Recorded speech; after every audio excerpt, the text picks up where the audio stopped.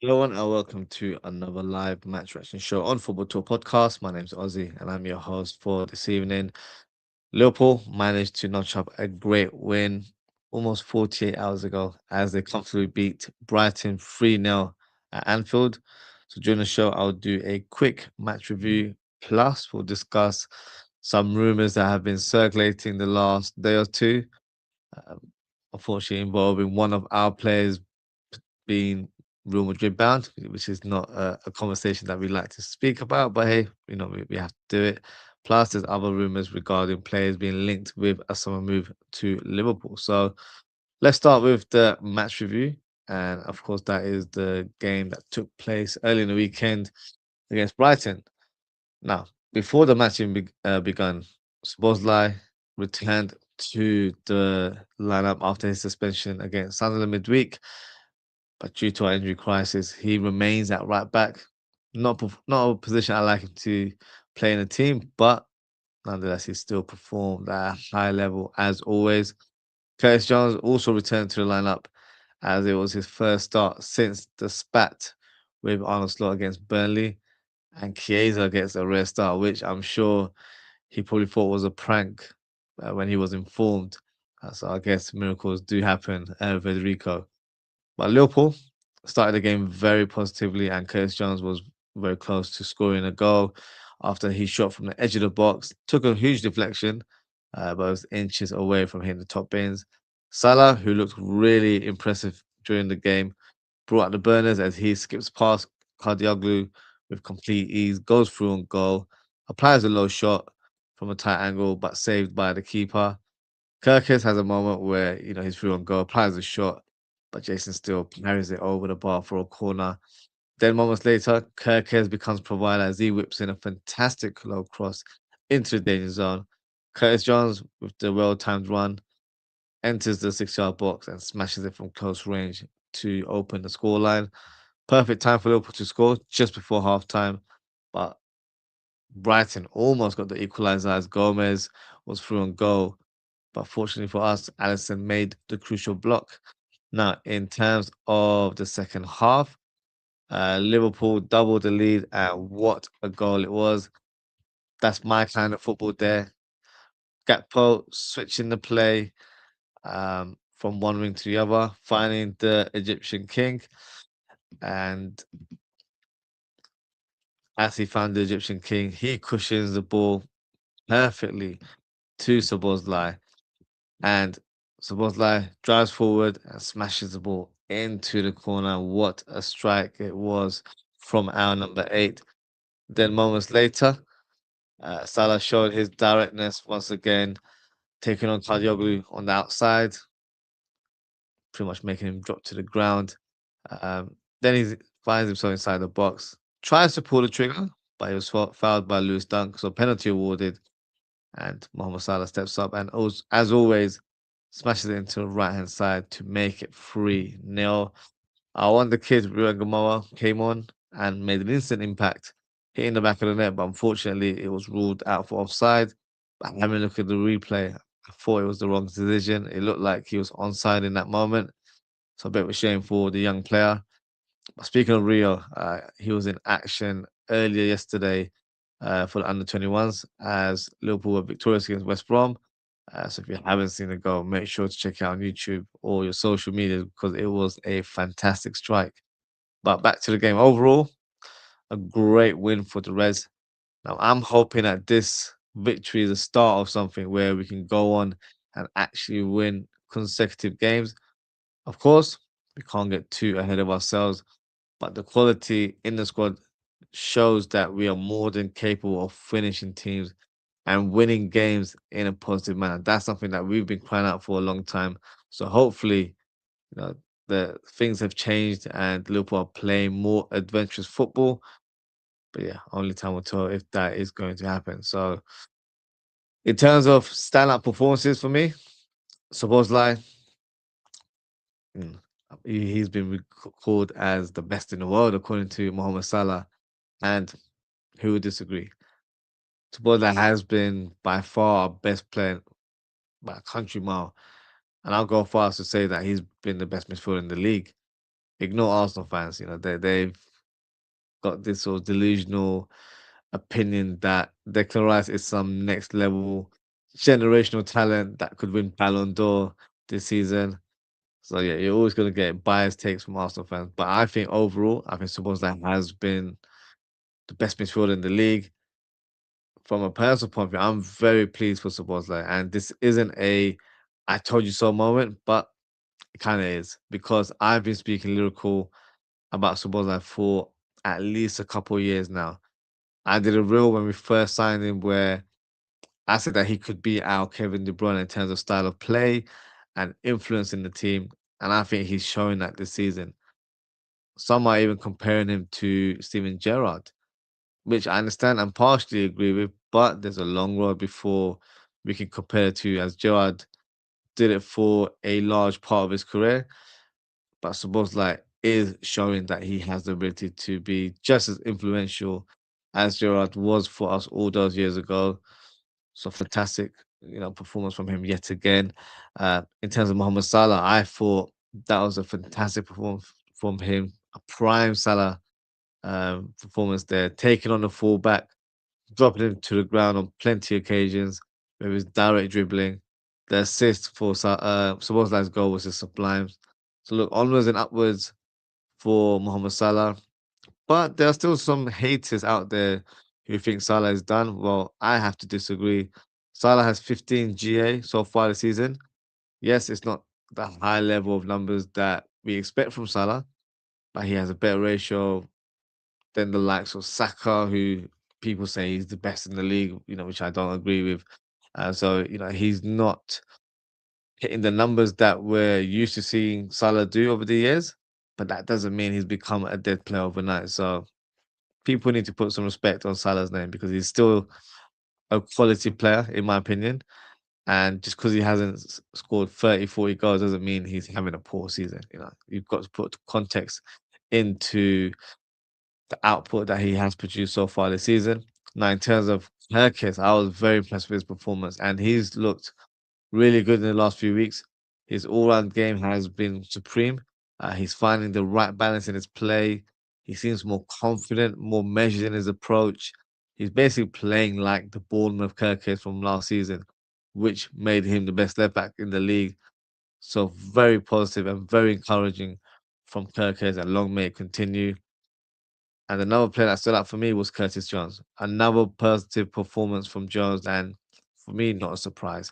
I think we've missed him in the middle of the park, and he showed his all-round game in this fixture. Had an early chance where he almost scored, but made the perfect run inside the box to score the first goal of the game.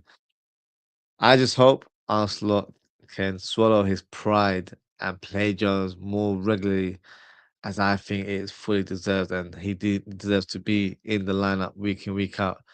Now, that's my review of the game. What's next for Liverpool? So, we've been drawn with Wolves in the fifth round. The tie will be taking place at the Molineux on March the 7th, which is funny as we face Wolves in the Premier League a few days before on the Tuesday, I believe it's the 3rd of March. So the team might as well save the hassle and book themselves a hotel and stay in Wolves for the week because they're playing 2 games in a matter of days at the Molineux. Uh, but in terms of this fixture, I definitely think it's a winnable fixture for us. So hopefully Liverpool can get the job done and proceed into the latter stages. Now, before I speak about some rumors that have been circulating today, I'm just going to go through some of the comments. Uh, Daz said, "Big up Aussie, bro. Big up Daz. I hope you're doing well." Double D, big up Double D as always. He says, Tony Cascarino was insane. Dom was is better than Stevie on Sunday. Yeah, I don't know what he's talking about, to be fair. Um, I see the comparisons, but look, Steven Gerrard, did it for a long period of time, and I'm not saying Szoboszlai doesn't have the capability. He does. Gerrard's actually been interviewed and asked, who's the closest player to him in terms of the current team, and he's actually mentioned Szoboszlai's name. So definitely a player that can live that kind of heights, but no, he's not in that bracket at the moment. As much as I love and rate Szoboszlai, there's a long road before you can be compared to legends like Steven Gerrard. So yeah, not quite for me. I think we're getting a bit too ahead of ourselves if we believe that is the case. Dan's saying big up to Double D. Bo, big up, Bo, he says Aussie's live. Yes, apologies, a bit of a impromptu show. I was supposed to do a show yesterday, but I wasn't able to do so. So yeah, that's why I'm here live and kicking at late times, but I appreciate you guys watching and getting involved. The slot inners are such idiots. It's crazy. They think he are the messiahs. I don't know about that. Hopefully that is not the case. Dom is not better than Gerard. No, he's not. He's not. But he's, I guess, if you look at stylistically and the way he plays, he's probably the closest thing we've had since Gerard. Because if you remember, the player that took Gerard's number was Naby Keita, and yeah, he was definitely not anywhere near those levels. So yeah, I guess it wasn't such a hard of a task, but Szoboszlai for me stylistically has similar traits to Gerrard in terms of his engine, his aggression and determination, and even his leadership capabilities. So I definitely feel like there's a player there that can, kind of fit that bill, but kind of do it in his own way as well. Doesn't need to do it like Gerrard. Kind of make a name for himself as well, in my opinion. Bowles asks, Ozzy, do you think Dom has got more arrogant in his time here? I think so. I don't like it. I don't think so.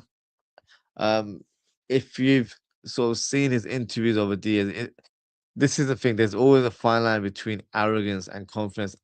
Whenever I watch his interviews or see him, speaking about his ability, I see it as confidence. I don't see it as arrogance. Um, and I don't think that's a bad trait to have personally. All the top players have that element of arrogance. Otherwise, they're not, playing at the highest level. They're not achieving big things, in my opinion. So some may view as arrogance. I don't, and that's probably what people say about Ronaldo's and all those type of players. I don't see as arrogance. I think it's just, he's very confident in himself and in his ability, and rightly so. Look how great he's been performing for us this season. So no, I don't see as arrogance. He smells the Madrid arrogance in your opinion. Fair enough, but I don't think he is arrogant. To be fair, um, so let's move on and speak about some of the rumors. And you've mentioned Szoboszlai and Real Madrid, and that is literally something that I was planning on speaking about. So the current sort of rumor or the talk of the town is that his head coach has claimed that Szoboszlai has always dreamed of playing for Real Madrid amid fresh transfer speculation of the midfielder. Now, we all know that Szoboszlai has been in talks with Liverpool regarding a new contract, and he's reportedly asked for 300k a week. The club are willing to raise Szoboszlai's wage to 250, which actually would be, quite a large increase to what he's currently earning. Um, and in typical Real Madrid fashion, Vinicius Junior has suggested that he's got, good ties with Szoboszlai. Apparently, they've been mates since their younger days. I don't know what he's banging on about, to be fair. But he regards Szoboszlai as a friend outside of Real Madrid, and he apparently talks to him a lot. So yeah, for me, the thoughts on Vinicius just talking rubbish, quite frankly.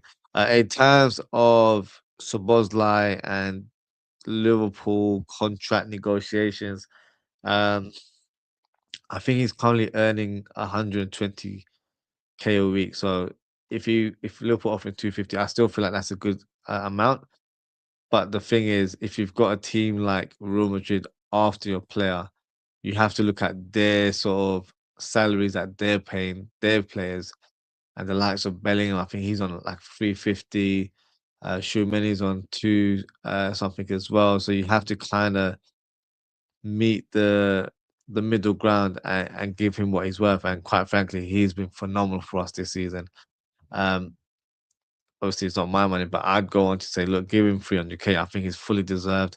I see him being a long term player for us. I can see him even being a potential captain for Liverpool in years to come as well. So for me, it's something that has to be done soon. The contract needs to be wrapped up ASAP because he is very pivotal in terms of how we play, and I think he is the future of the club. So that's my take on Szoboszlai. So feel free to let me know what you guys think. Now, another rumor that was circulating yesterday is regarding Morgan Rogers. Now, apparently, Liverpool have held talks with his representatives, and the player is open to all proposals in the summer. So, my take on Rogers being a potential target for Liverpool, I do like the player. I think he's very, very talented. Um, is he the right profile for us?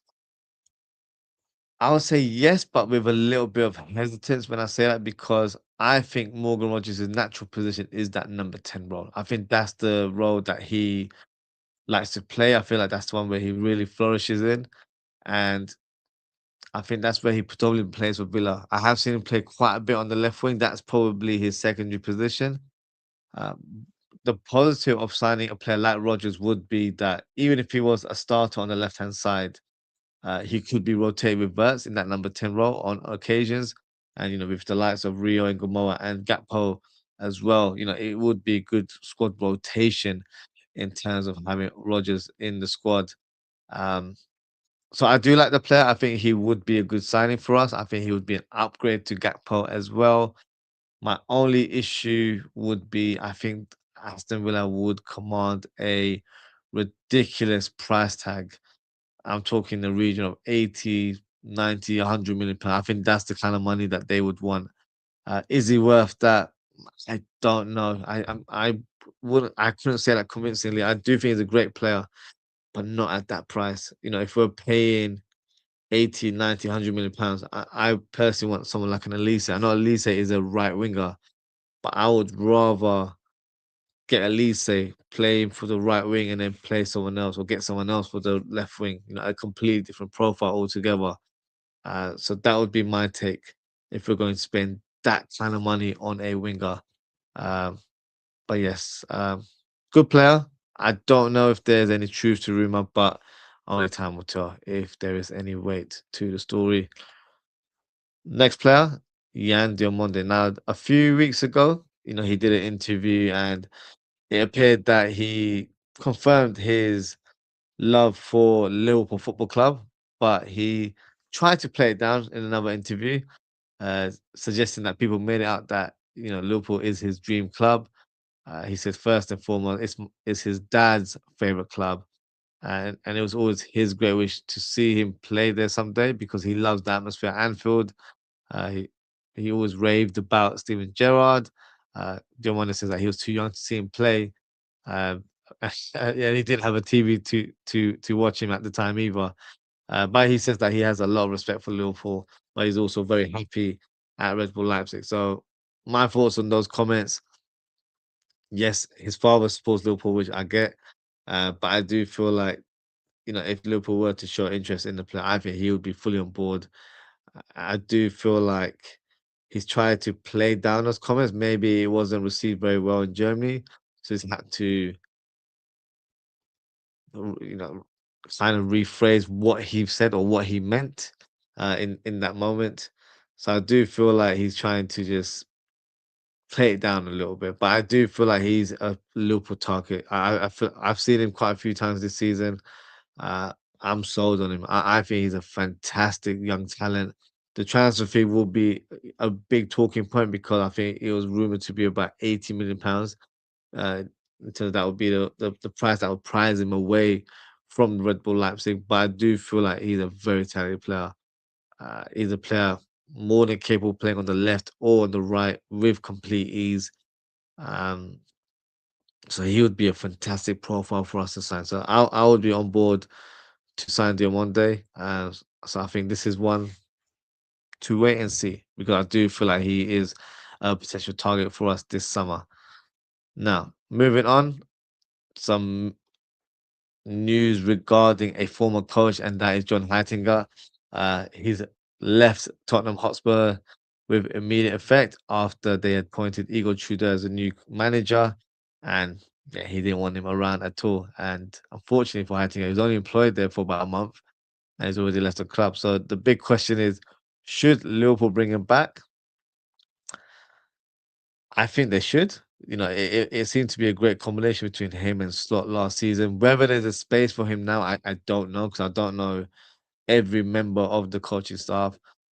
But the proof was in the pudding. He was very much highly regarded at the club. The players warmed up to him as well and really enjoyed his training methods and techniques um, during his time there last season. So it could be a potential return. Whether it happens or not, remains to be seen. But yeah, a bit unfortunate because he did really well for us as an assistant coach. Went over to Ajax and maybe he thought, that was the move for him to jumpstart his managerial career. Didn't work out, got dismissed. Went to Tottenham, which is a respectable club, and after a month he's been dismissed. So he's not had the best of luck in the last year or so. So let's see what the future holds for John Heitinga. But I think he'll be a welcomed addition to the squad if also wants him to return to the coaching team. So let's see, what the future holds in regards to John Heitinga. And final rumor, I don't want to speak about it too much because I feel like it's a load of nonsense. And it's regarding Jurgen Klopp. Apparently, Manchester United and Chelsea have made approaches to Jurgen Klopp, according to his trusted advisor. And Sky Sports tried to make a big deal of it today, making it seem like some breaking news. It's not breaking news. They probably, tried to ask in terms of his availability or if he would be interested in a managerial role. He's made it very clear in the last few months that he's not looking to come back into any managerial position at all. So for me, this rumor is completely dead and it has no legs to it whatsoever. It's just clickbait content or people trying to make a story out of nothing. And I don't think he would be interested in managing Chelsea or Manchester United, in my opinion. He's made it very clear that he wouldn't manage another team in the Premier League other than Liverpool if he was to return. But even that is not on the cards for him right now. So yeah, complete nonsense altogether. Um, and yeah, very surprised that Sky Sports gave all that attention on the TV today. But yeah, it is what it is. But that is it for today, guys. Thank you so much for tuning in. Thank you to Daz, thank you to Double D, and thank you to both for your comments. Appreciate your engagement as always, guys. If you haven't already, please don't forget to like, comment, share, and subscribe to the channel. In terms of upcoming shows, we don't really have any midweek fixtures. So what I'll do is I plan on doing some transfer related content, just a bit of fun in terms of how I see the summer panning out for us. What targets I think Liverpool should go for, and try and paint the picture in regards to what the team could look like next season. And then plus we'll do the match preview of our game taking place this weekend against Forest. So yeah, so that's the upcoming fixtures, or should I say upcoming shows, not fixtures for me. But that is it for today, guys. Thank you so much for tuning in. Take care, stay safe, and I hope to speak with you all very, very soon. Goodbye.